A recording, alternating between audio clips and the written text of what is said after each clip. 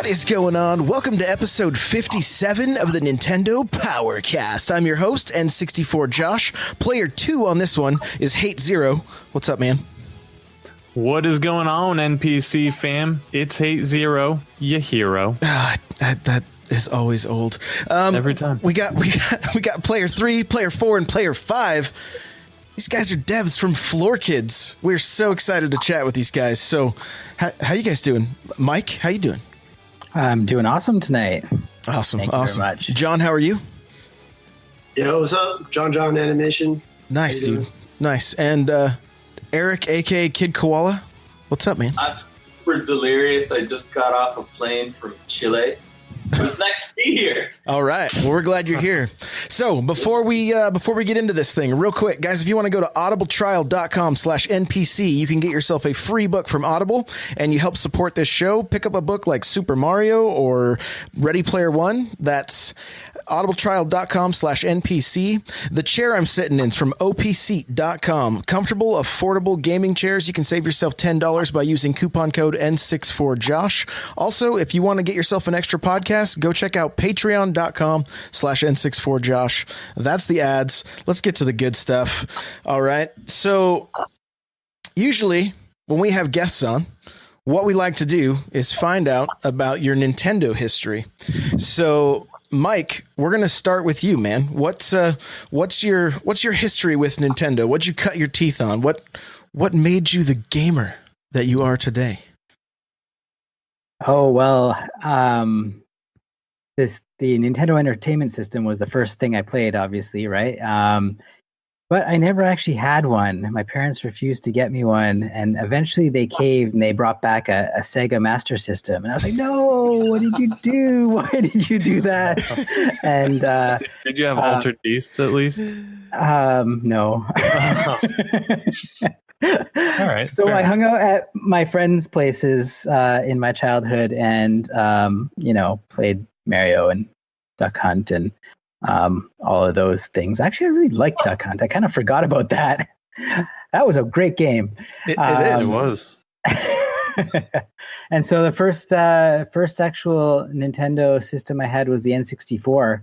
And I played that one to death, GoldenEye and Mario Kart with friends religiously all the time and got really good at those. And I got the Wii, lots of random games for the Wii. Really, that's where, what was the Rhythm Guitar Hero? Was that? Yeah. That was for the Wii, right? Guitar Hero. There was also Rock Band. I had that. Correct. Right? They were both on there. And so that's probably where the music rhythm game stuff started and continues today. And somehow we made something like that now for the Nintendo Switch, which is a good little sort of full circle. So yeah, it's I don't awesome. know, something like that. So because there's one special viewer in here who we have a debate about which zapper is better from the NES, the gray one or the orange one. Which could you help settle this debate, Mike? Is it the orange one or the gray one? Oh, I don't know. My gut says like the good old classic gray one, but that's the correct answer. That's what I say. That's the There's no, there's not. I don't know. You know what? I haven't come across too many orange ones, so I think the gray ones were the kind of the de facto. They were the first ones for sure. Yeah.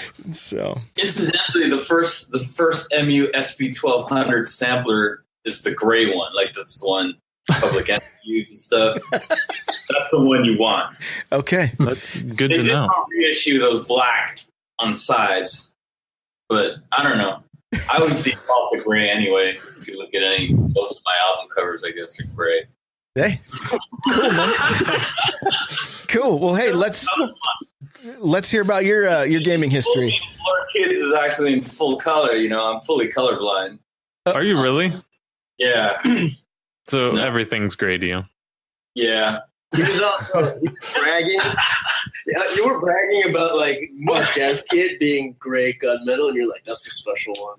Yeah, you're like, no. Every other Switch he saw had crazy colors. And then somebody had to break it to him and was like, no, No, yeah. You can just buy that at Target. Oh. Wait, so you guys have the black Joy-Cons then, right? Like they're gray. oh, so, Yeah, it's got those. okay, all right. Well, John, tell us about your history with Nintendo. Well, I'll start similar sad story. I did not have an NES until Super Nintendo came out, and then my parents were like, I guess we could try to get you like a secondhand somehow. So I ended up getting, the NES with Duck Hunt, and but actually I remember like this shooter discussion. I remember having a helmet, and you could shoot you could like aim with the eyepiece. It was like some kind of headgear thing. I definitely remember some toys from the 80s that was like a big thing. I just remember that just now. Yeah. So I would say that. So shooting Duck Hunt, yeah.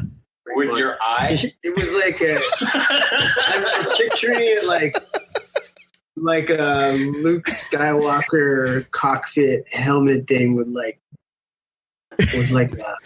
How did you fire? Did you blink to fire? I kind of don't remember.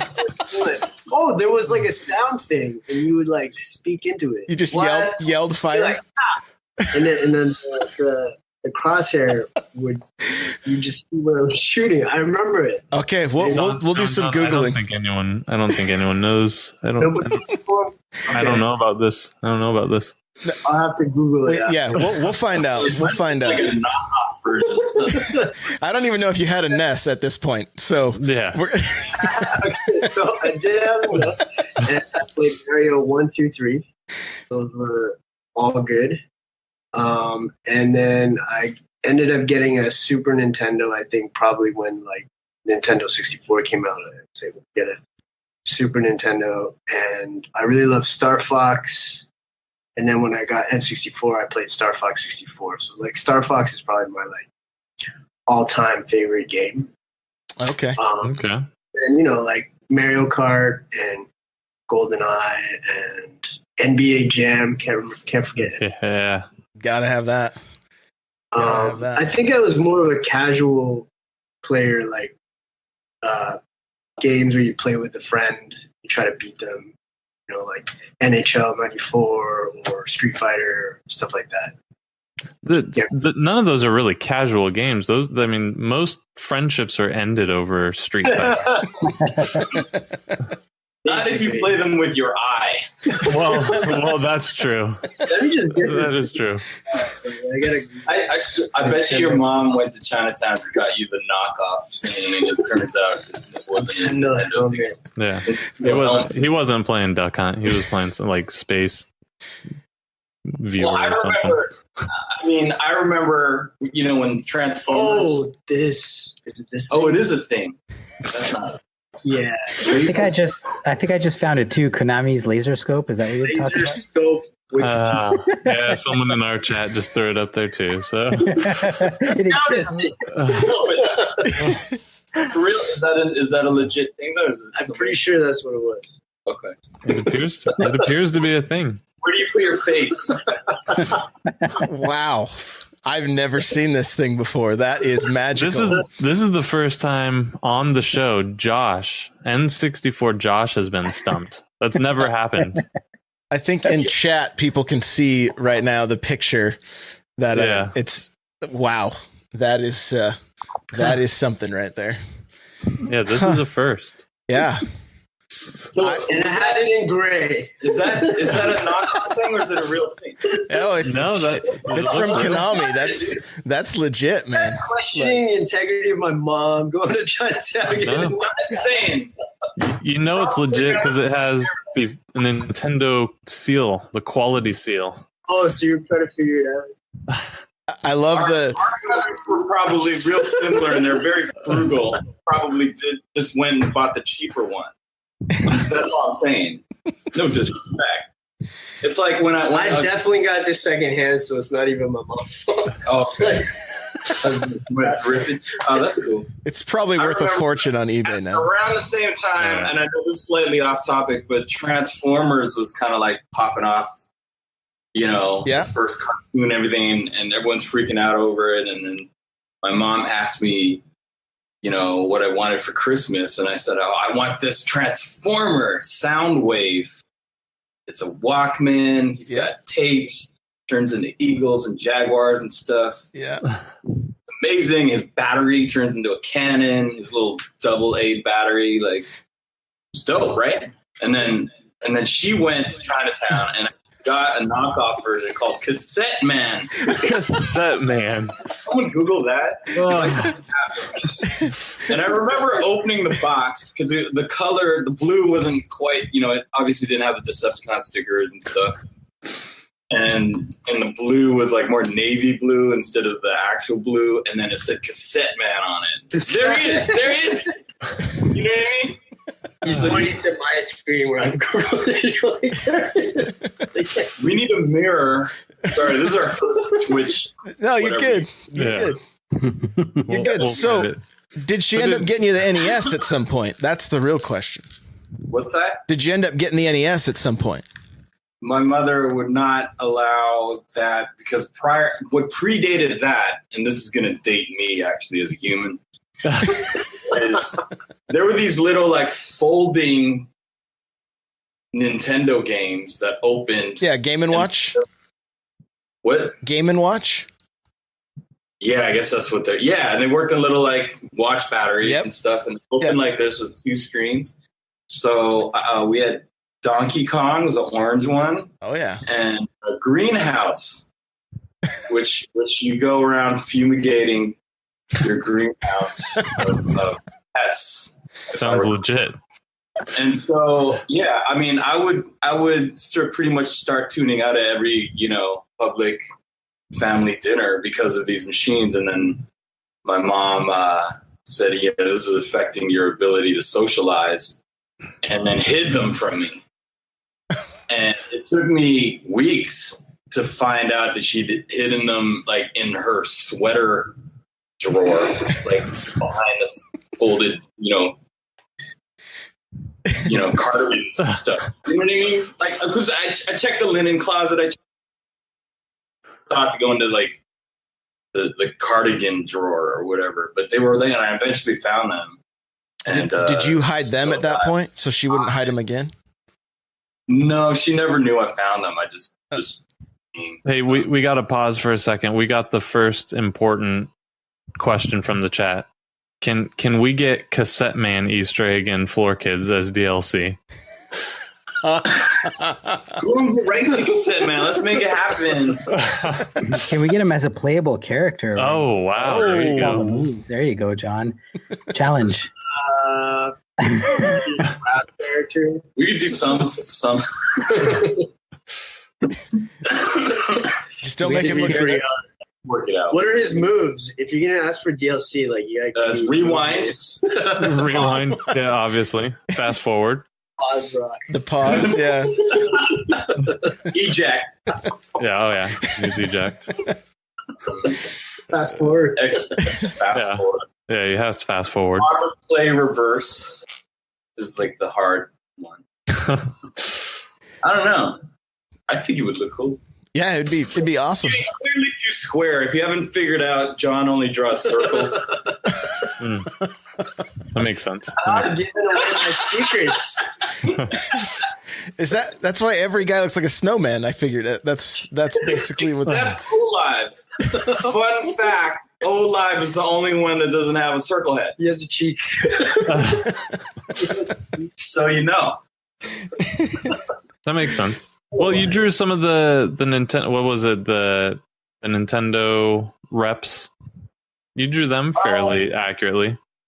Well, everyone I met down at PAX, everyone that they just did so much for us. They ran around and made sure that we were taken care of and that we were given the spotlight. So I just want to give them bit of a shout out in the game. You know? Yeah. And basically my mission was to put every single friend I ever had in the crowd in this game. I'm still not That's done. awesome.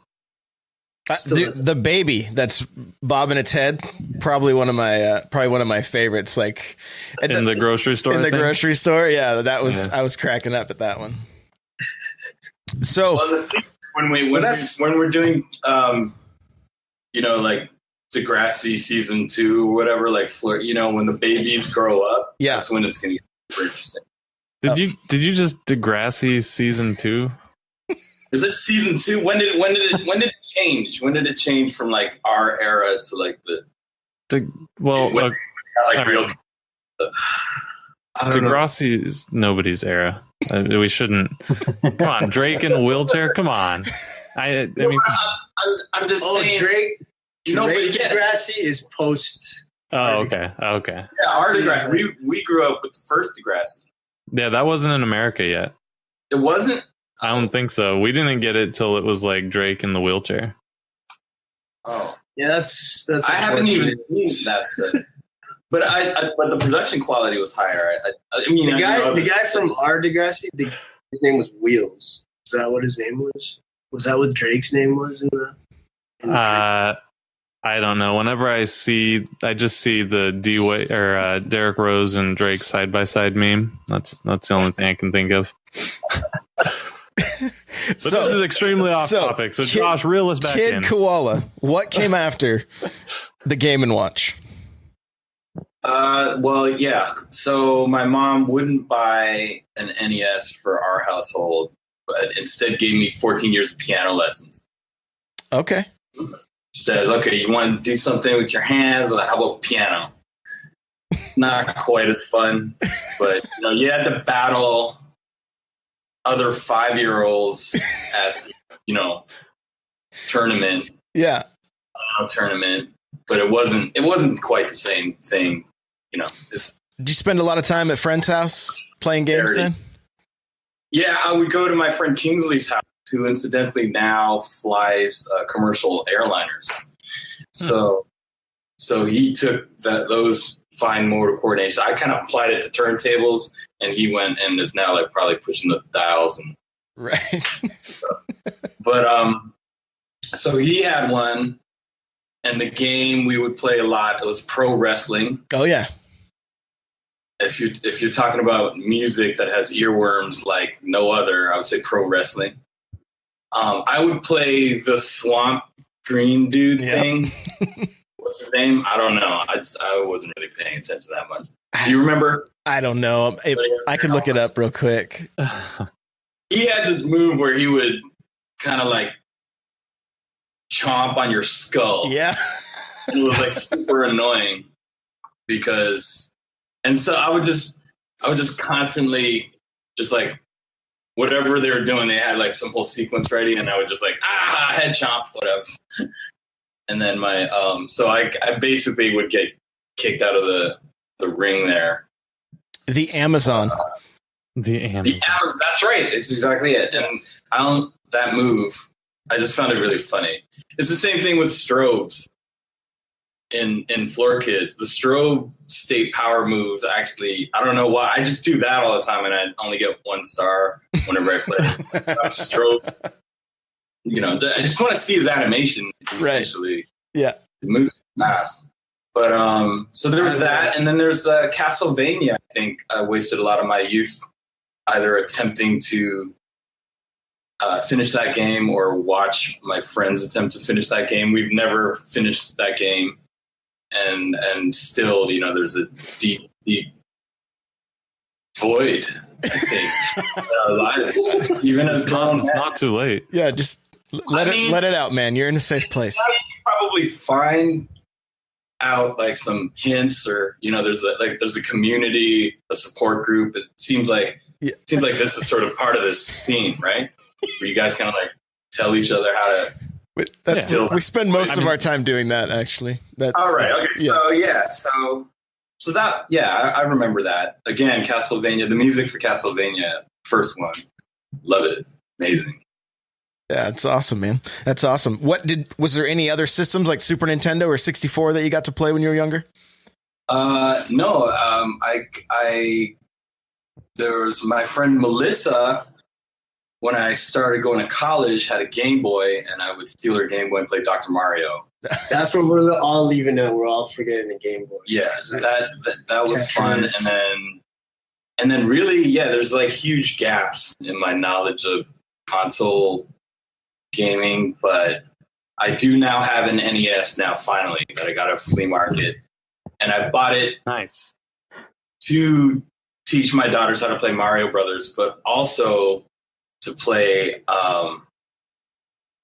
these cartridges now that they make that use the synth engine of the NES, and they have a little like MIDI cable like that kind of hangs out, and so you plug it in your MIDI keyboard, and you make all those tones using the actual engine. So I actually use it in the studio for music device now than actual. Basically making chip tunes with the Nintendo itself. Yeah, that's exactly. Cool. That's cool. Yeah, there's one called the Chip Maestro. Okay. Yeah, it's a cartridge. You know, they built it right on the cartridge, and there's a little MIDI cable. I used it on a couple of tracks in the arcade. Okay. Oh, really? Huh. Yeah. That's cool. I'll have to listen for that for sure. So what are you playing now? I'm assuming you have a Switch. Do you play any of the games on there? I have a Switch. I've been trying to finish Floor Kids because this guy keeps making fun of me that. But you're in the game. You're in the game. You can't not beat it. I'm in the game. Where? So you haven't even made it to yourself yet. I apologize for spoilers. Did you? You drew me. Real punch. Yeah, like I just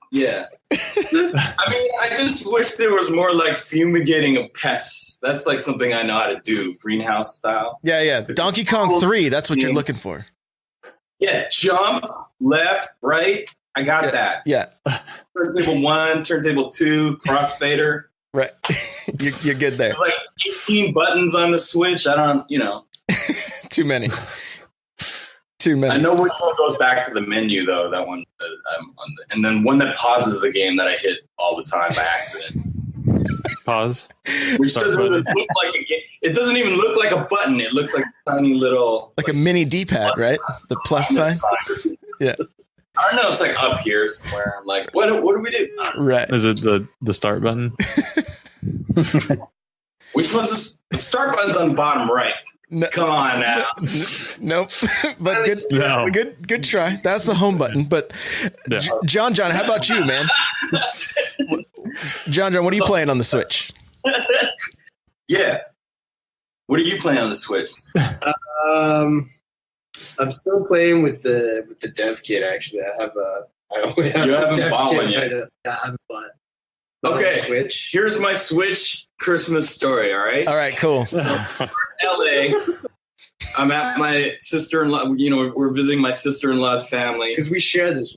Well, we have one dev kit here in Montreal because we're on a budget, and then he wanted to keep it for the holidays. So then I'm like, okay, it's cool. I'm going to LA. I'll just pick one up in LA. So first thing I try to do is I go to Target, and there's these kids, these 4, 9-year-old brothers, or 9, 10, 11, and they're all pooling their gift cards together, right? Trying to rack up enough gift card money to buy this Switch. Yeah. And I'm looking in the showcase, and there's literally only one Switch there. Yeah. So how evil would I be if I were just yoink?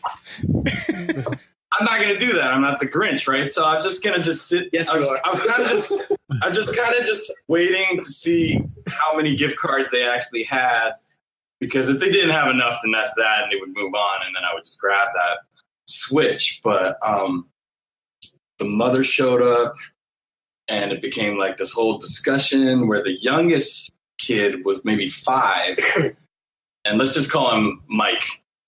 Not because Mike, but just because Mike. You always call the young.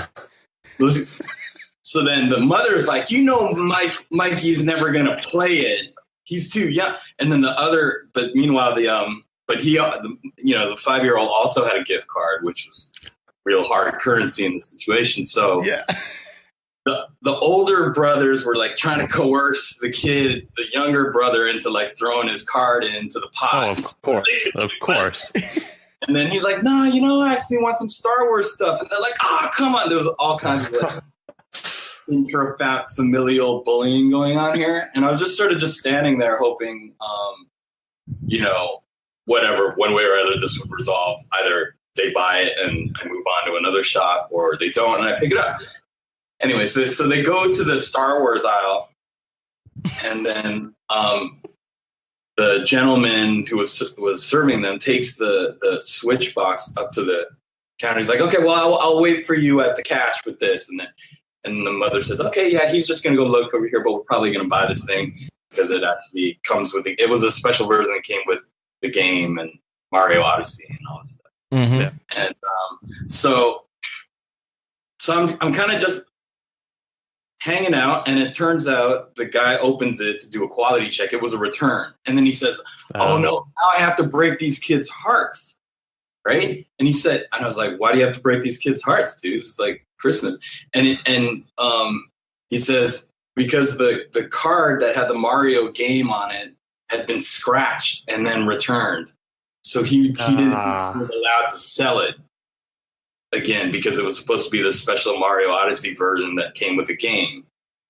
So then he went and told the family, I can't actually sell this to you because it's supposed to include this game, but somebody's already like used the voucher, so you're not going to get the game.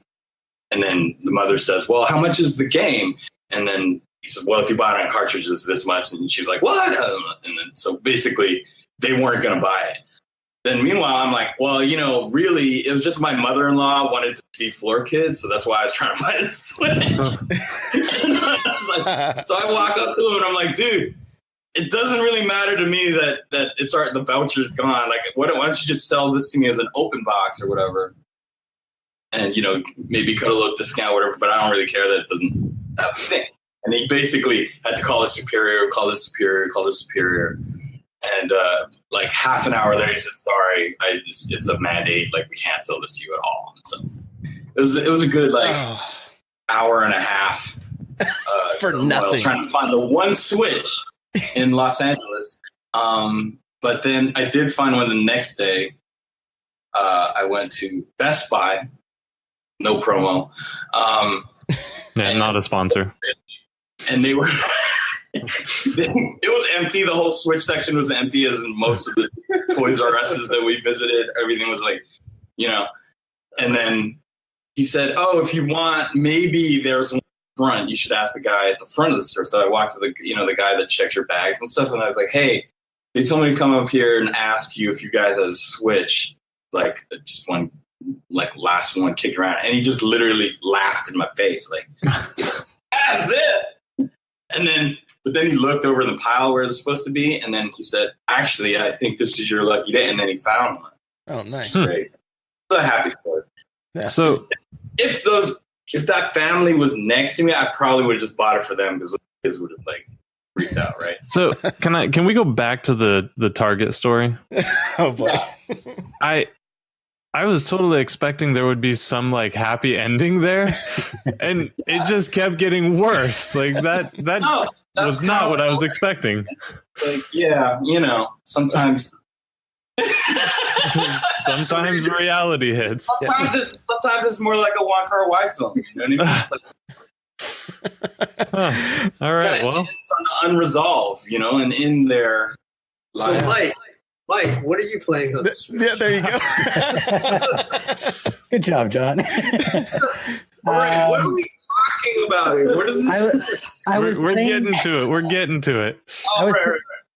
I was playing Zelda, and I was Nice. I was doing awesome, and I was just about to fight Ganon, and I went on like a big, resource collecting thing, getting ancient arrows ready for the fight, and and all that stuff, put all my hours in, and then my kids erased my game. So I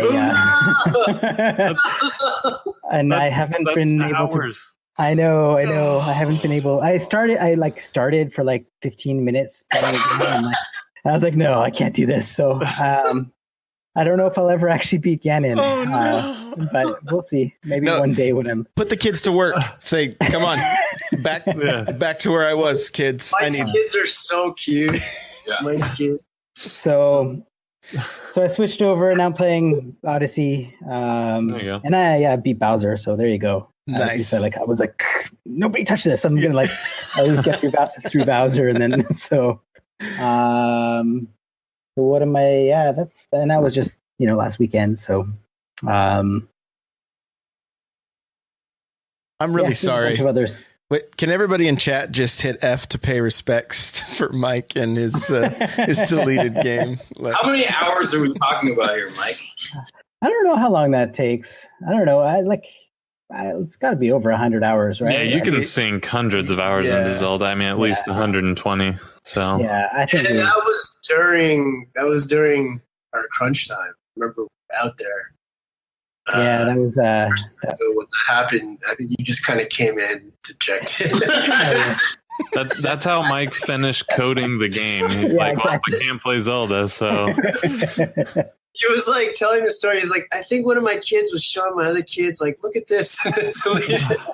Oh no! I don't know how that happened, but anyway. Just for my information, how is it can someone tell me how you accidentally erase the game so I don't do it? You have to hit delete file and then hit yes, typically. Yeah, it's not something you can easily do accidentally. I mean, if it's possible.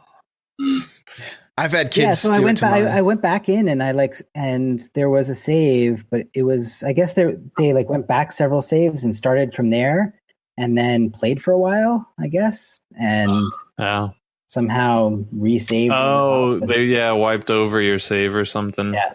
Okay. So it actually wasn't gone completely. But I was like way, it was old. Yeah. I'm sorry. Yeah, I'm sorry. So let's talk about fun things. Yeah, let's bring the mood back. Let's bring it back. We had that Target story that I'm still crying about. It's been a hard year.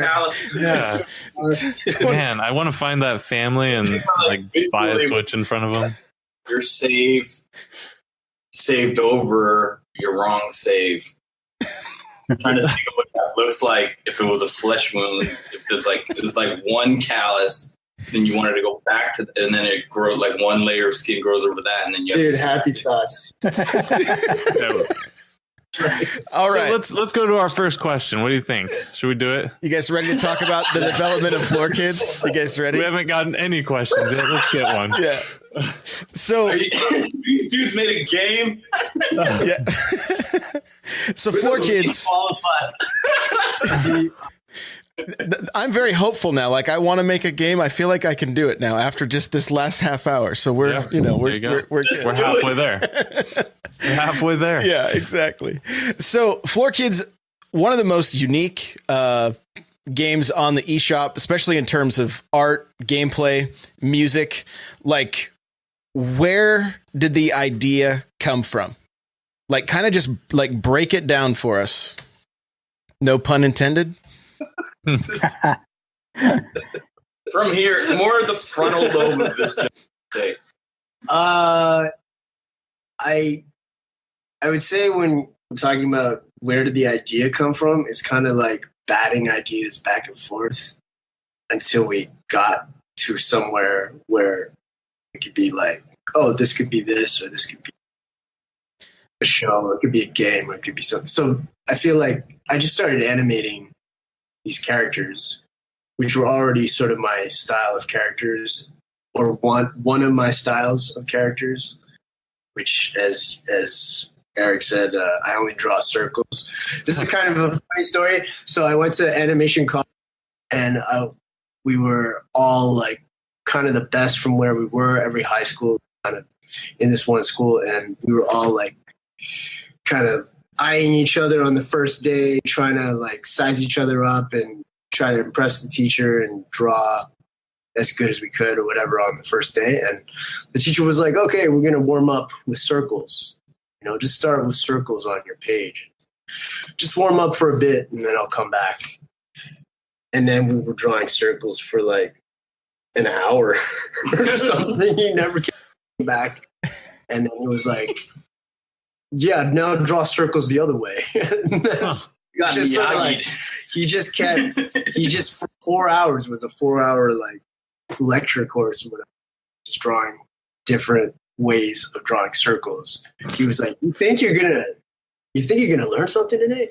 You don't even know how to draw circles yet. And then maybe that clicked in me, so I can now he can't draw anything. So anyways, like I started animating these b-boy characters. It's like one character was kind of based off of my moves and my style, like against battling against another character. Olive was a really good friend of mine. We were practicing a lot at the time, so I animated these characters, tested them, and then I showed them to Kikwala, and he was like, "What?" He kind of had this like, he wasn't even like reacting. He was just kind of silently, processing. You know that scene when the detectives go into this like weird, reclusive cabin, and then they see all this like weird, like serial killery stuff on the walls, and you just have to process it. But here's an example. Where's the camera on this? Oh, you can't. I need a mirror. That's the thing. I need a mirror. No mirror. He just left. For those of you that are just listening, he just got up. He's looking for a mirror right now. So Kidkwala's gone. He may rip one off the bathroom wall. We don't know. We're not sure. Can we turn the computer around without unplugging everything? I want to show them this board here because I remember seeing this. And this is how we lost John. And No. They need to see it in the context of the wall. Just look at it. Just look at it like drawing. Okay. I don't know. So anyways, we did a little collab, and then it was like this little short animated film that we were sort of putting on the internet. And then we met Mike because Eric kept saying like, we should make a video game. And I was basically like, how are we going to do that? Because like you just saw us talk this whole time. We don't know anything, right? Like we're like the Dumb and Dumber of video game scene. Guilty. So he was like, yeah, man, we can make this a video game. And like, but watch don't me look at outsmart. me. Like, I'm about to outsmart the computer right now by taking a picture of the wall and putting the image on my phone in front of this camera. Okay. To get so people know what I'm talking about. It's like Inception. So we'll talk over this. So basically, when Mike came into the picture, everything became like this could be very possible. So how did you meet Mike? Were you guys looking for a dev, or did you guys just happen to know each other? I have to say, Mike. This is what this dude's wall looks like. Okay, that's not that impressive. I'm not saying it's impressive. I'm saying it's a bit. I see circles. I see circles. Like part of me was like, my heart broke a little bit. I'm like, dude, this guy is like really breaking it down. Especially this page. This page just hurts me to my core. Like, look at this. That page was done in order to teach Mike and guys where the internet. Yeah, so let me jump in. Where'd they find you, Mike? Where'd they find you? I think Twitter. I mean, like, I'm a big fan of Kid Koala. I've always been following him. So he sent a shout out once he saw some of these like little short animations of John's, and I was instantly drawn. We said yes, and then somehow did a double take when we saw all of the, John and Eric just showed us a little picture of how all the moves transition into each other, and So there are now in the game, I had no idea this was going to happen, but now in the game, there's about 1,000, at least 1,000 drawings per character. And then there's, a bunch of characters and actually that's what kind of drew me into it too, is like a puzzle, it's like playing video games, like a puzzle. Making video games is kind of like a puzzle too. It's like and trying to make a system to put all these images together and do transitions from any point, any frame to any other frame, and then make it interactive and make it controllable. That was pretty engaging pretty engaging game to try to figure out the making of this game. But yeah, I was living in Montreal back then, and Montreal is a small community if you're an English speaker and in the creative space and stuff like that. So we bumped into each other, and we went out for some food. There's always food. Yeah, that's good food. And we just managed to pick it up off the ground. We got some funding from the Canada Media Fund because we're in Canada, and Canada Media Fund supports wacky projects like this. So that was good, and they managed to So they help fund these weird indie projects that wouldn't otherwise exist. And I don't know if I've seen too many other games like this that are just breakdance games. There's few and far between for those, and hand animated things like this are it was an intriguing original concept that I still love. Yeah. I mean, I only work with crazy people, and this dude is like he's like literally the only dude crazy enough to animate,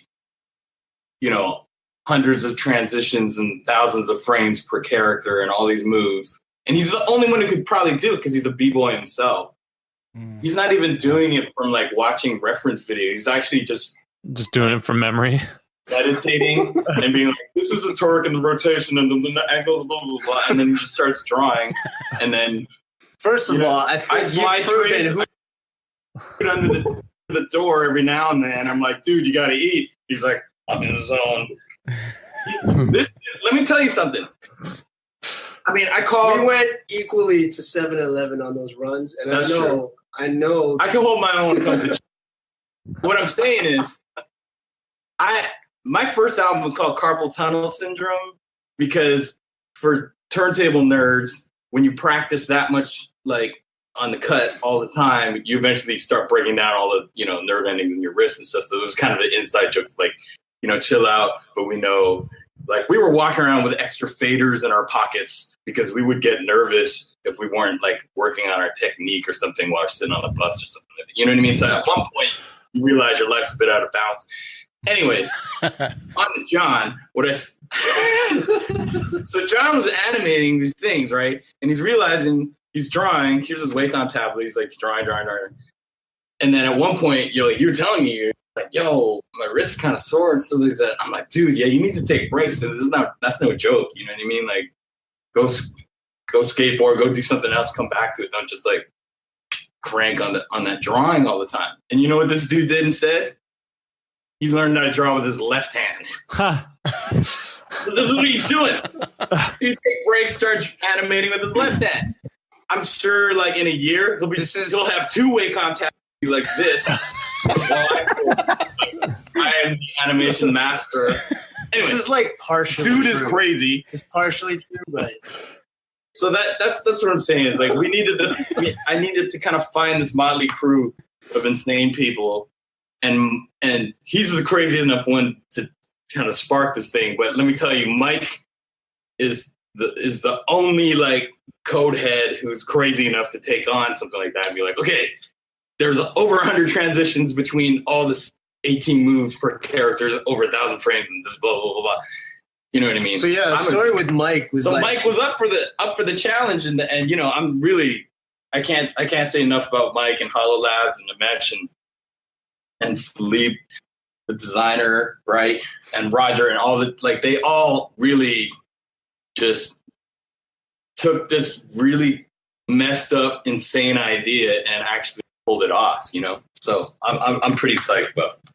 Yeah, one story I remember with Mike was how he was like learning the B-Boy logic in order to build the first system. The first system was like hand built. So that's why that drawing where every frame was printed out and linked up and the frame number and which drawing could go to which move, because the way I animated it, it's not like the, okay, they got it. No, I don't think they do. Yeah, that's crazy. Because I've been looking at it for a year and I still don't get it. There's only like 4 moves on here, so it's not even representative. Only 4 moves, so you've got like pages of that. No, I mean, those are all in the system. It's just to explain it to someone else. Like, okay. So basically, it's not just the draw. I feel like it's not just the drawings that give the value. It's the fact that these moves look real, or they look realistic to me, at least, because I know what they're supposed to look like, because I show up to the practices and I'll watch how people do their moves and I'll learn for myself, but then I get that embedded in my head, like in terms of like how it's supposed to look. So when I animate it, if it's like a windmill, I've figured out that there's got to be 3 rotations in when I animate the cycle. There's 1 windmill, 2nd windmill, 3rd windmill, and then it links up in a loop. So there's 3 actually in there. So that means there's 3 exit point animations and 3 entry animations to any other move that exists in the system. So that's very, very like complex. And for somebody who doesn't just look at break or, you know, do animation, like I got to break that down. So Mike built that system by hand for the first engine, where it was like, if this drawing, frame number, 12 from windmill, then what?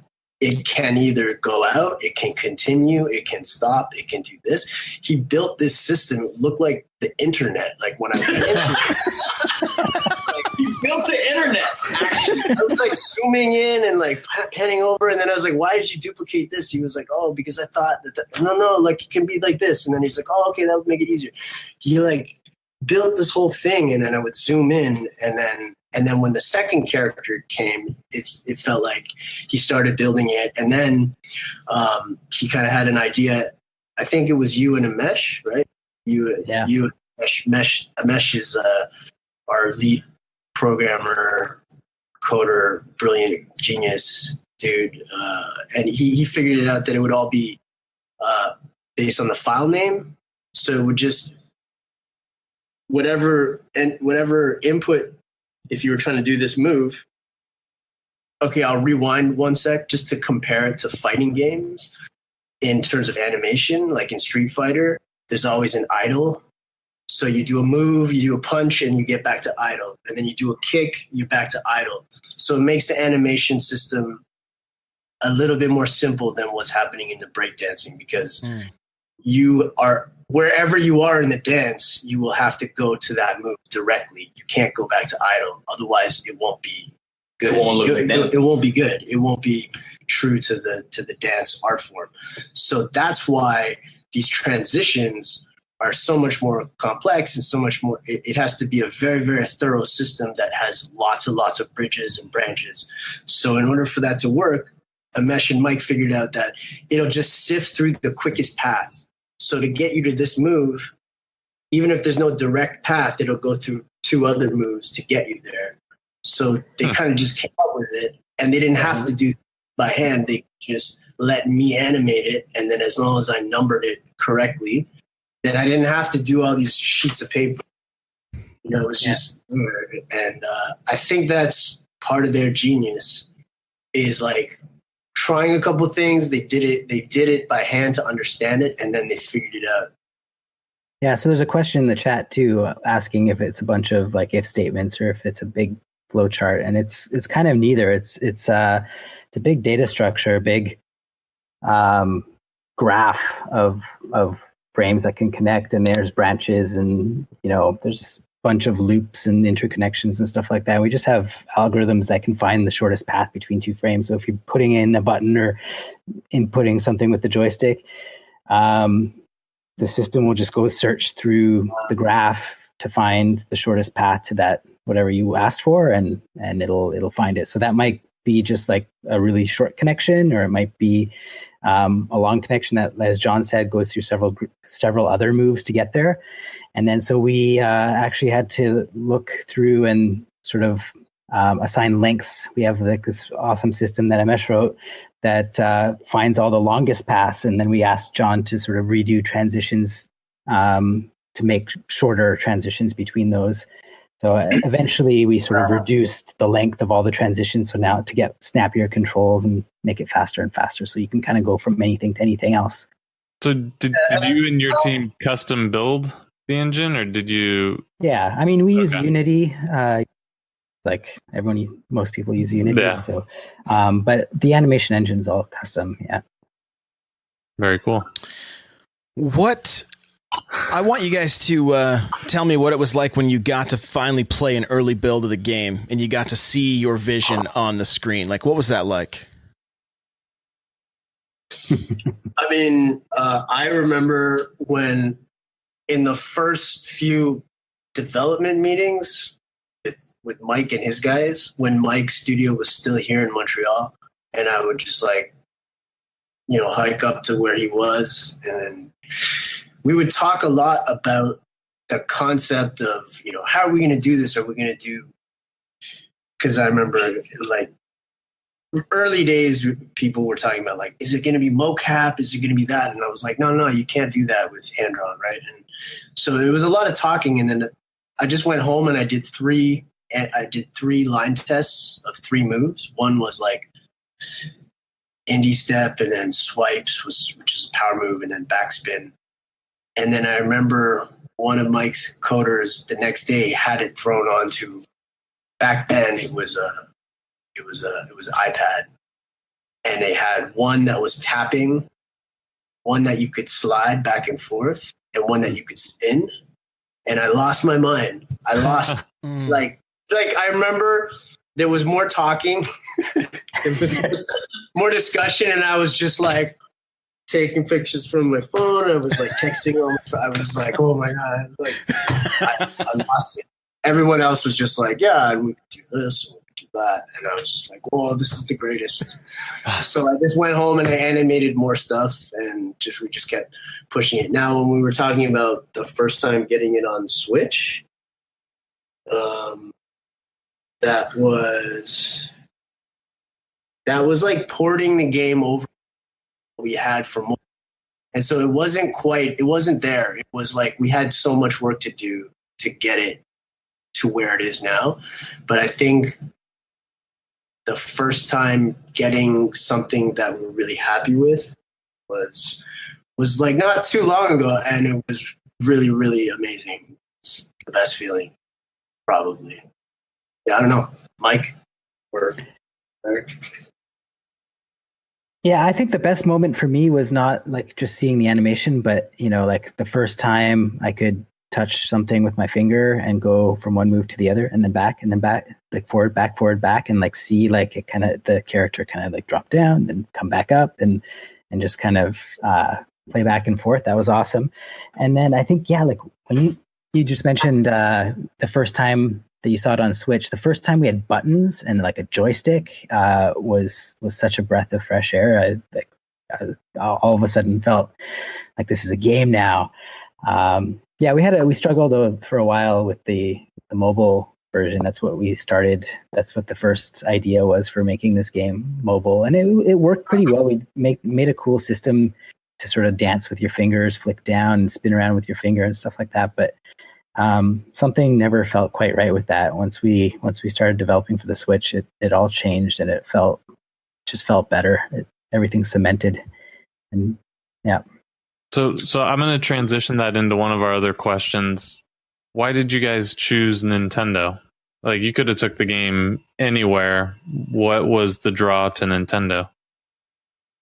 I don't know. For me, it was a bit of the history with the Nintendo that it just, I don't know, the nostalgia of it for me.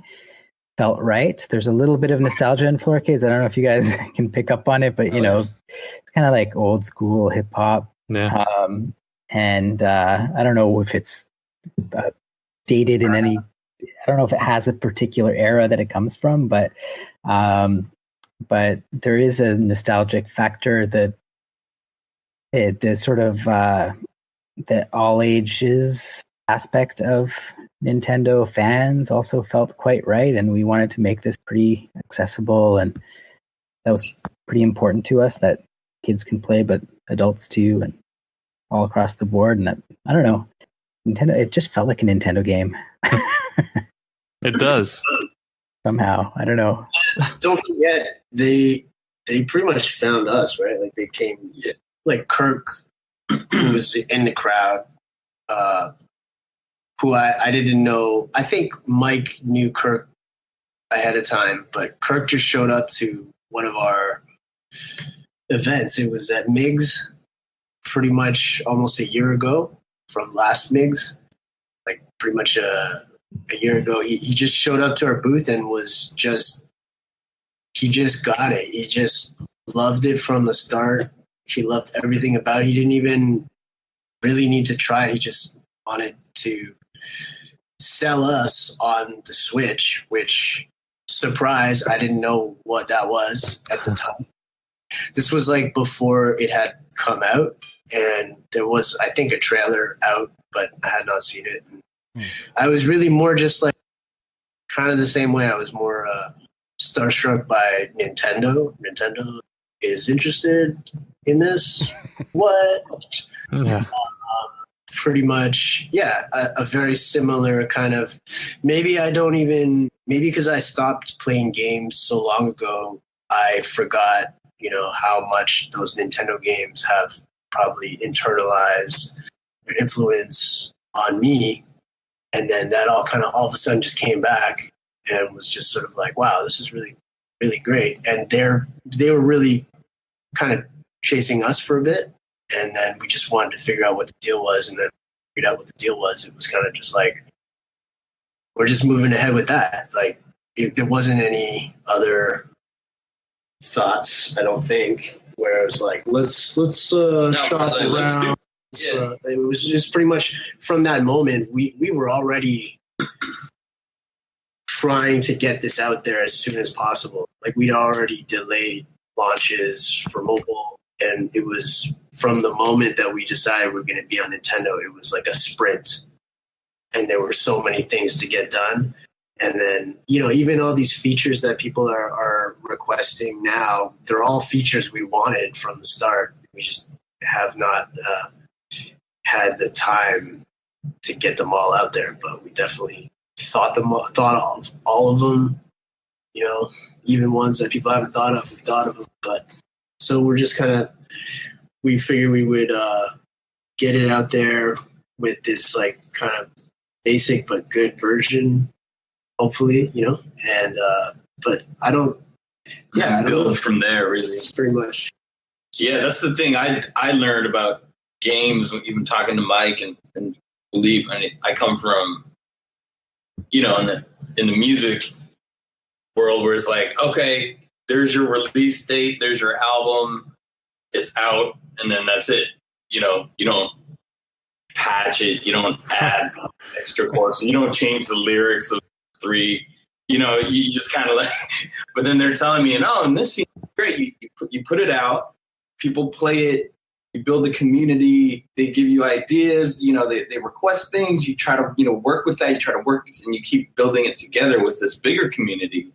And that's something that honestly has been really kind of exciting and inspiring for me to witness, to know that when they're into it, they're supporting it, they have these great ideas. Let's try to get this in for the next patch, and kind of it's the community like grows the project after that. It's not just like in music, it's like, oh, you do the album, it's out. You do a tour, you get tired of the songs, and you make another album that's totally different or something. No, this is something that you can kind of. I think you just found a new idea for the music industry, though. DLCs for upcoming records. I mean, with Spotify, how hard could that be? Yeah. So, guys, we want to be cognizant of your time, so we'll try to wrap this up pretty quick. But there is two questions I want to get to. The first is, what was it like when you saw your game showcased or shown on the Nindy Showcase? Like, what was that pretty surreal? Like, just kind of walk us through that. Those screens that our trailers were playing on were about the size of a building. It was like IMAX screen size. It was inside of what's the name? The Mopop. It used to be called the Experience Music Project in Seattle, but now it's called the Mopop, I guess, Museum of Pop Culture, I guess. It's a massive space, and they had us up on the top floor for an interview, and our booth was like downstairs, but they had all the trailers playing, and they also had Twitter feeds next to the trailers, so we could see all the comments like on the huge screen. Yeah. And it was pretty insane, just all the lineups, and also a lot of the tweets were like, I'm about to eat my arm in this lineup. Oh, right. Because it's taking so long because there's so many people lining up for these games. It's just like, it's funny reading people's tweets. But no, that was an awesome event. Yeah. And are you talking, just to be clear, you're talking about the Nindies, we're talking about the Nindies event at PAX. You might have asked the question about the Nindies Showcase, the video that Nintendo put out, right? Like, is that what you're asking about? Yeah, but I loved hearing about the other stuff too. Like that's awesome. Those two things happen pretty close together, right? Like they sent out the Nindies Showcase video about a week before PAX. Yeah, that's right. And then they hosted this Nindies at Night event, which they do the night before PAX. Pretty much, I don't know how long they've been doing it, but it's been a few years. So I highly recommend it for anyone who hasn't been and wants to go to PAX West at some point in time in Seattle. It's go one night before and go to the Nindies event. Yeah. Get there early so you don't have to stand in line, though. Right. I don't want to chew my arm off, right? Yeah. So we have, I want to get at least one listener question here. And this is from, he used to be the co-host on this show. He's formerly known as Destinot. He goes by Hatred Shaped Like a Man now. So right. We feel for him. Anyway, the question was, what was the one thing that broke your heart to remove from the game? Oh, interesting. For me, it was the touch controls, which were legacy from the original mobile version, because it had like a really cool fire tracer effect to show like where your finger went. But the thing is that it had actually conflicted with the proper direction that we ended up going with for our buttons controls, because we were actually trying to keep them pairable. We were trying to keep them the same conceptually, I guess. And I don't know, this is kind of too detailed within the internal development of the project. But basically, once we cut the umbilical with the touch, which was pretty much just me, I think everyone else was like okay with it. But that hurt. But I definitely would love to see it in future. Well, but I'll second that to some degree. I mean, we also had a pretty cool rhythm game with touch targets. So kind of Osu style or Elite Beat Agents for those of you who played those games. The round sort of circular targets that you can kind of hit with your finger. Some of them you have to sort of slide with your finger, or so we had a bunch of rhythm game, a sort of alternative rhythm game style. Like a true rhythm game. Basically. Yeah, true rhythm game, right? And that was those two features, like the touch controls and that specific rhythm game mode, those were heavily designed by another designer that was on the team early on, and at some point she left. Her name's Jody Allen. She's also B-Girl Feisty from Montreal, so she was the other person from the break community that was on the team, and so she's a big part of rhythmic controls and rhythm. The rhythm element came a lot from her, so I definitely want to give her a shout out there. But yeah. But those things don't have to be lost forever too. Like we might bring some of that stuff back. Not really sure. We're sort of we have a few. Everyone's asking for a practice mode. Sort of trying to just respond to the community. Practice mode. A few streamers and people who want to sort of record and stream are asking for latency calibration tools for the rhythm part. So we're working on that. I guess I don't know if we had mentioned this or this was before we went live, that there's some new venues that might show up at some point in time, some new tracks.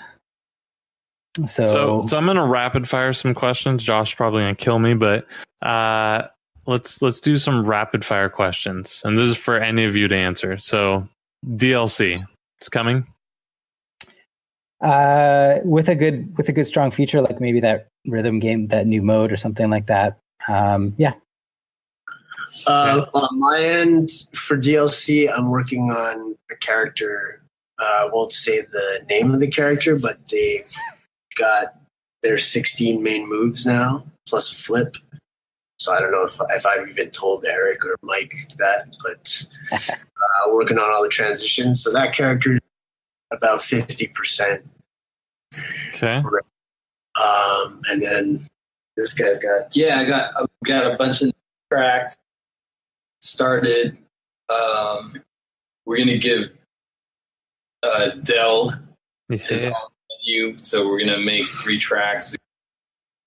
Got some other very special guests lined up that I'm not going to talk about yet, but Dell's up first. Those are the beats I'm working on right now. And then the soundtrack is coming out on vinyl and digital.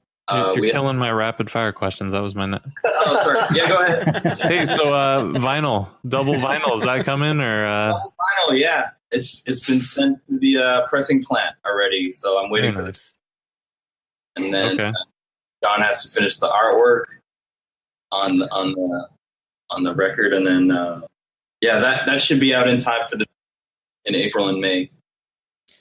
Okay. Real quick, can you talk about just the process of creating the music? Like, what was that like? Did you see venues and then you created stuff off of that, or were they just like, "Hey, go make us 40 songs and we're gonna put them in here"? Like, what was that process? I saw like kind of concept sketches of the venues, rougher versions of it, because John was mainly focused on that. On the animation of the characters, of the playable stuff. That's where the meat was. And then for him to, the kind of final polish on all the venues didn't happen in probably a couple weeks before we launched, right? So, but that said, he'd already, he'd drawn the map, he'd found these venues, decided what the venues were going to be, and then. But also, we talked about the eras too, right? Like Mike. We were saying you didn't know if there was a specific era, but we kind of we talked like 70s and 80s, 90s, 2000s into. So I know that you kind of had. Yeah, I kind of stayed pretty method. Use old tube mics and tape delays and stuff for the 70s stuff, and old Roland AP phasers and the battery powered ones just to get that funk in there that way, as it moved into the 80s and the 90s, I just used era specific sampling. That's cool. That's 1200s, 8-bit samplers, 12-bit samplers, 16-bit samplers. Some of the menu music was done in stuff, so that's more late 90s stuff. So we kind of wanted a lot of that stuff represented, and I just kind of went method with the gear I was using. But musically, like I had to play everything: drums, bass, guitar, keyboards. Sometimes I had to scream. A little like wow, like kind of throw that in there, put it in a little 8-bit sampler, detune it a couple semitones, throw it in, cut it off so it's like it came off a record. Yeah. We did that. I cut a lot of this stuff. Those are my daughters doing the countdowns. Everybody's head now. And the funny thing is, if you listen, because we've been working on this game for about 3 years, like on a track like Blueprints, which was probably the first one, I can hear a significant difference in the sound of their voice to like the ones that we did, like Lab Time. I did pretty recently, like just before launch, and I can hear that their vocal cords actually change. You know what I mean? But it's funny. It's a nice document of. So you didn't just record them saying 4, 3, 2, 1 once. They did it for every song. I was a bit of a slave driver in the studio. They're always like, "Hey, Dad, what are you doing?" And I'm like, "Hey, can you say show them what you got?" And Ruby didn't have her syllables together. She show them what you got. And I'm like, "Show them what you got. Show them what you got." I was like, "How about oh?" And then she goes, "Oh." I'm like, "No.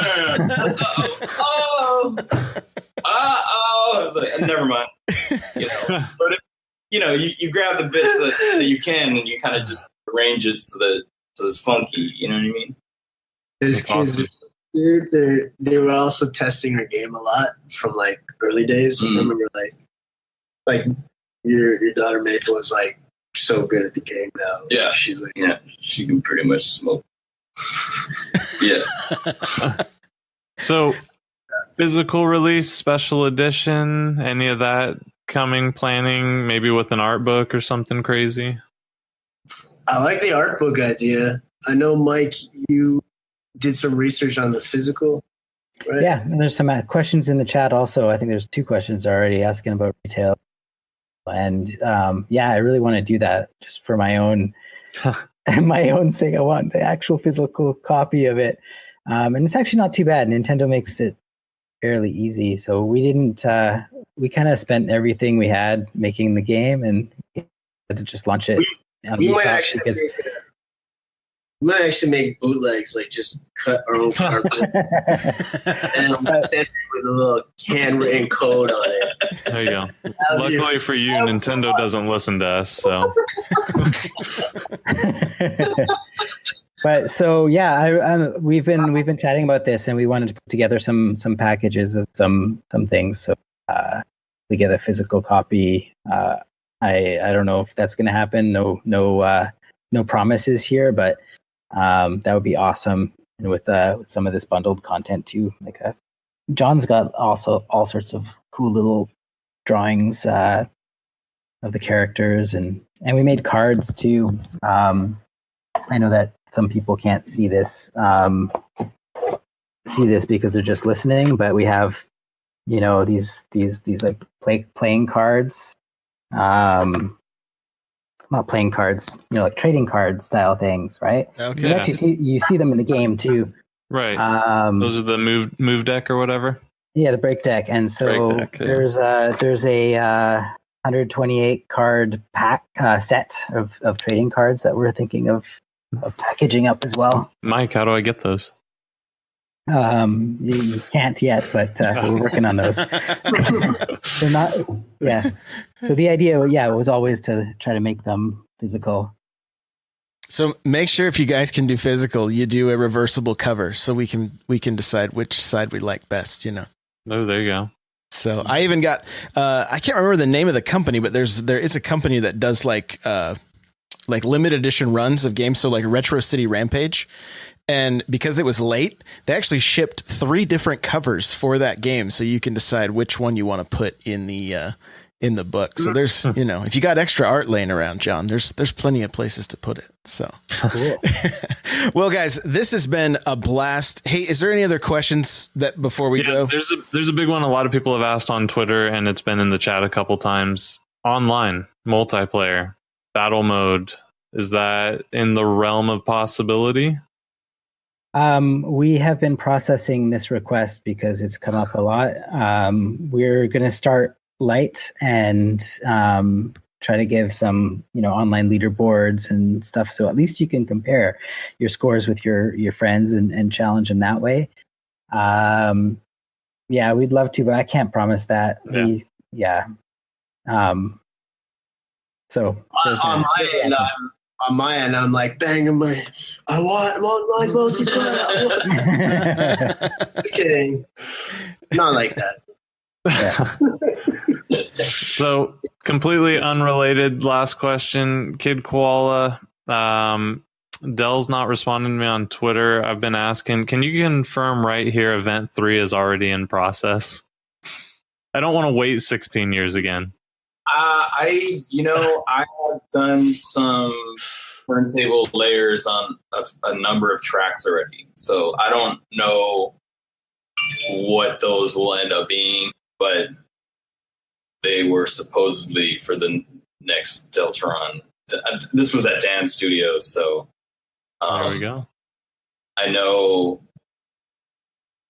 there is a track that features on the new Dr. Octagon album forthcoming that features Keith and Hubert, Dell, and I all on one track. Okay, cool. That's been recorded. That's been that's coming out on that album. But the Deltron stuff, like, I think I don't know. There's a handful of tracks that I've already done one pass the turntables on already, but they didn't have lyrics on them yet. Dell likes to percolate, and then when it happens, it's going to happen big.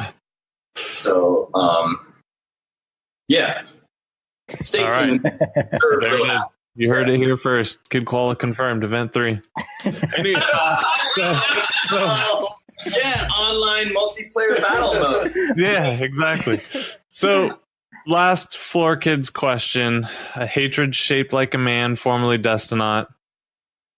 Is Floor Kids 2 going to be called Floor Kids 2 Electric Boogaloo? It rhymes. It's nice. I mean, is there a better name? I think we'd flip it, but you do like a side scroller time traveling Floor Kids. Floor Kids 2 Electric Boogie.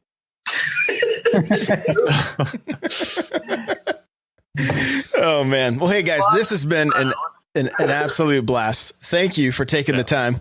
Thank you for making a killer game that I've enjoyed. Hate actually bought. I was streaming one day. He's like, okay, look, I need you to play this game. I'm like, I know, I will. He's like, nope, I'll be right back. Gets back. I'm streaming, and he's like, text me. Here's an eShop card. Buy this game and stream it right now. I'm like, fair enough. So and I almost trolled him. I was going to put the money in and then buy something else just to be like, just. That's immediately what I thought. I was yeah. like, yep. So, but I played it on stream and started getting the hang of it. I think I 5-starred one song. I was like, all right, that's okay. The rest were not so good, but I got lucky on one. Later that night or the next day, I can't remember. I had family visiting for the holiday, and we put that in with my wife, myself, my uncle, and my aunt, and we were laughing and having just a great time doing the multiplayer. Like, they had no clue. I mean, I literally just handed them a controller and said, go, And so, like, the first time my wife's character fell flat on her face, like, we were crying. We were laughing so hard. It was just, it's incredibly fun multiplayer. So I can see why so many people want to be able to do it online. But even if you can get a chance to play it multiplayer, anybody that's thinking about picking this game up, that it just adds so much value to the game. So, thank you guys for coming, for hanging out. Tell us all the places. Mike, we'll start with you. Where can people follow you and, plug anything you want, whatever? Well, start at floorkids.com, and there's a whole bunch of, social media stuff there that you can go to, the YouTube, the Twitter, the Instagram, and all that stuff. Yeah, that's the easiest thing to do. I'll just leave it at that. Okay. All right. John, how about you, bud? John Animation. That's on Instagram and Twitter. And I also like do a lot of the Facebook on Floor Kids, the Facebook page. And currently I'm running the Floor Kids Universe on Instagram and also the Twitter. So I'm out there. Give them a shout. And Kid Koala, how about you, bud? I'm mainly on Tinder. Farmers only. Fish. Yeah. Not married with children. So swipe left. I'm on kidkoala.com, but state this, like I said, we're about to go on tour April and May. We're doing the Vinyl Vaudeville Floor Kids Edition show. We're going to bring a traveling arcade of custom consoles that we built. So you can come early, battle your friends before the show starts, and then, we're going to mix up some of the music into the gig too. So that's North America, April, May, and then I think Europe in the fall. And come on out, have fun. Very cool. Hate, how about you, bud? You can find me on our Discord, the NPC Discord. You can find me on Twitter, hate0 with an X. I do want to say something special. If everyone tunes in next week, N64 Josh is going to speed run Just Dance. Oh, yeah. Yeah, awesome. That'll be happening. Never. Guys, you're going to find me on Twitter, Twitch, Instagram, Facebook, all the places, N64 Josh. Remember, if you want to get yourself a free audiobook, it's audibletrial.com/NPC.